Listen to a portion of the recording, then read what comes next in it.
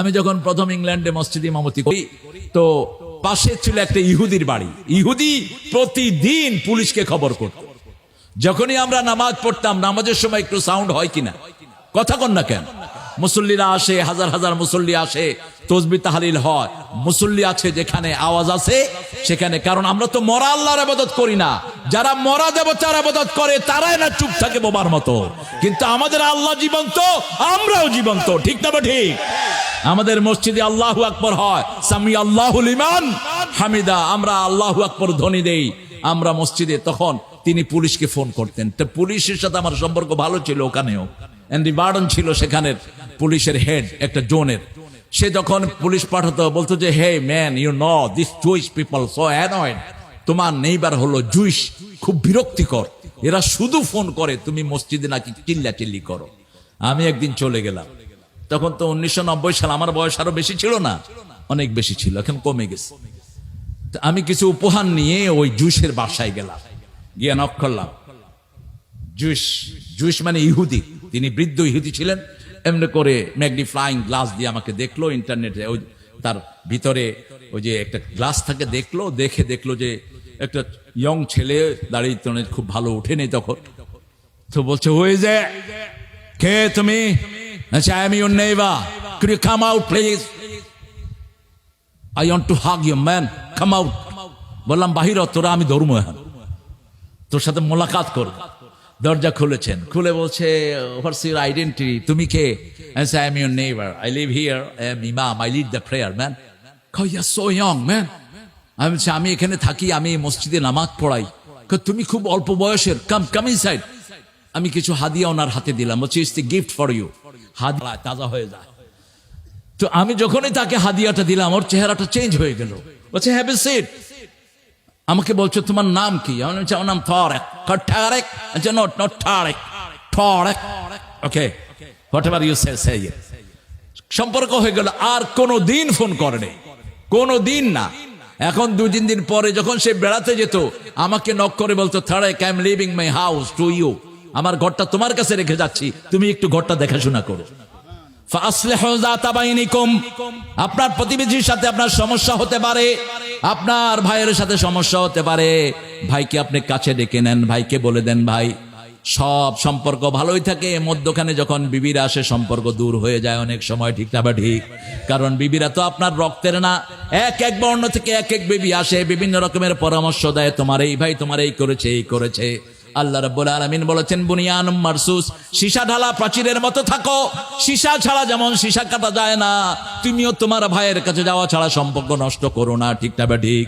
In জাকুম ফাসিকুম বিনাবাইন ফাতাবায়ানু, সূরা হুজরাতের 6 নম্বর আয়াতে আল্লাহ বলছেন, কোন ফাসিক যদি তোমার ভাইয়ের বিরুদ্ধে তোমাকে কিছু বলে, তুমি অন্ধ এটা বিশ্বাস করো না, ভাইয়ের কাছে যাও, জিজ্ঞেস করো, তারপরে তুমি খবর নাও, ঠিক না ঠিক? আমাদের সম্পর্ক যদি মধুর হয়, আমাদের কোনো আইন প্রয়োগের কোনো দরকার নাই। আপনার ভাই আপনার জমি খাচ্ছে, খাক না, আপনার ভাই তো আপনার ভাই, আপনার রক্ত অঞ্চল, সমস্যা কি? আপনি আপনার ভাইকে একটু বেশি করে দিয়ে দেন, তাহলেই তো সমস্যা মিটে যায়। ভাই ভাই কথা বন্ধ। রাসূল সাল্লাল্লাহু আলাইহি ওয়াসাল্লাম বলেছেন, 3 ব্যক্তির দোয়া কবুল হয় না। কয় ব্যক্তি?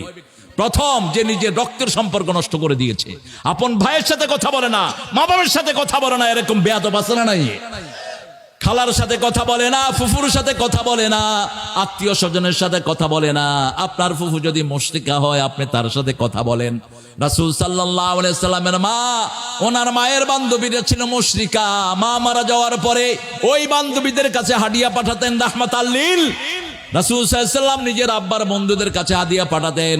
মা খাদিজার বান্ধবীদেরকে খুঁজে খুঁজে বের করতেন রাহমাতাল লিল আলামিন। খাদিজার আত্মীয়দেরকে বের করতেন। আয়েশা রাদিয়াল্লাহু আনহা বলছেন, আমি আমার জীবনে কোনো মেয়েকে এত বেশি ঈর্ষা করতাম না কোনো মেয়ের ব্যাপারে, যত ঈর্ষা করতাম খাদিজার ব্যাপারে। সাহাবায়ে কেরাম বললেন, কেন? ওনার অন্য বোনেরা বললেন, আপনি কেন মা খাদিজাকে এত ঈর্ষা করতেন? তিনি বলছেন, রাসূল সাল্লাল্লাহু আলাইহি ওয়াসাল্লাম একটা ছাগল জবাই করলেও ছাগলের গোশত হাতে নিয়ে নিয়ে খাদিজার আত্মীয়দেরকে খুঁজে বেড়াতেন, কোথায় পাওয়া যায় খাদিজার আত্মীয়দেরকে। বিবির জন্য নাম ধরে দোয়া করতেন রাহমাতাল লিল।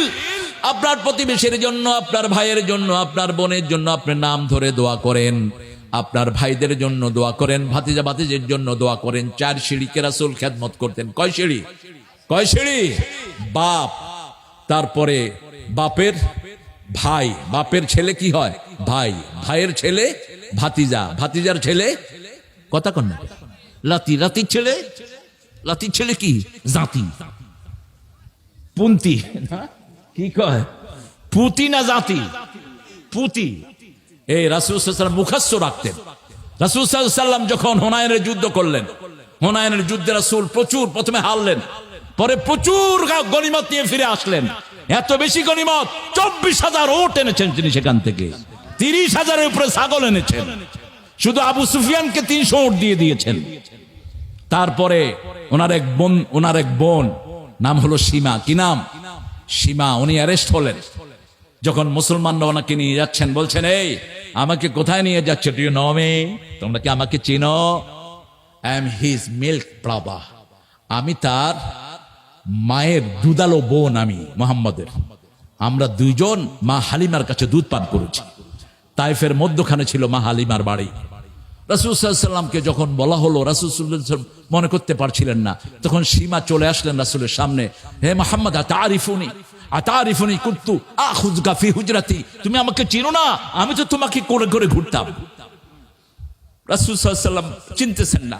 এখন সীমা বলল, মুহাম্মদ, তুমি মনে করো তুমি যখন 3 বছরের শিশু, তখন তুমি আমার পিঠে কামড় দিয়েছিলে। এই তোমার কামড়ের দাগ এখন আমার পিঠনে আছে। যখনই এটা বললেন, রাসূল কেঁদে ফেললেন। তিনি পিঠ উদলিয়ে করে দেখালেন, এই তোমার দাঁতের চিহ্ন।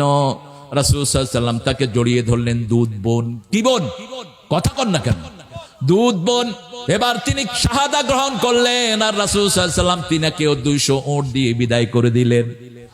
এত বেশি করে, কারণ গনিমতের মাল, আনফালের মালিক হলেন আল্লাহ এবং রাসূল। রাসূল নিজের জন্য কোনো সম্পদ রাখেন নাই, নিজের ছেলে মেয়েদের জন্য সম্পদ রাখেন নাই। ফাআসলিহু যাতা বাইনিকুম, নিজেদের মধ্যে মীমাংসা করে নাও, তোমাদের সমাজ যত সুন্দর হবে তত বেশি বরকত দান করবেন কে?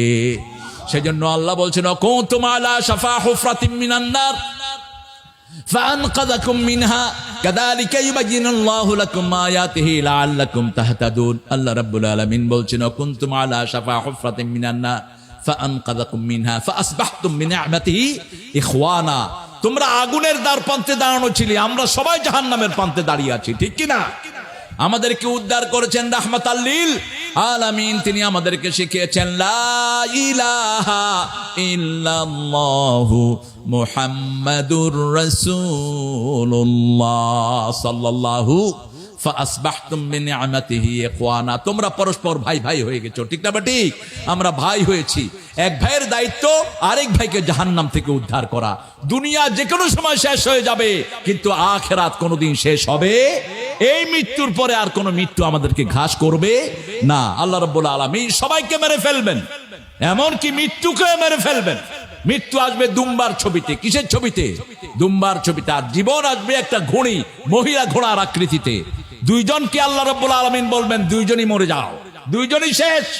জীবনও নাই, মৃত্যুও নাই, এখন শুধু জীবনই জীবন। অনন্তকাল আমাদেরকে থাকতে হবে। কোথায়? কোথায়? যদি ভালো কাজ করি জান্নাতে, ঠিক তবে ঠিক। আর যদি খারাপ কাজ করি কোথায়?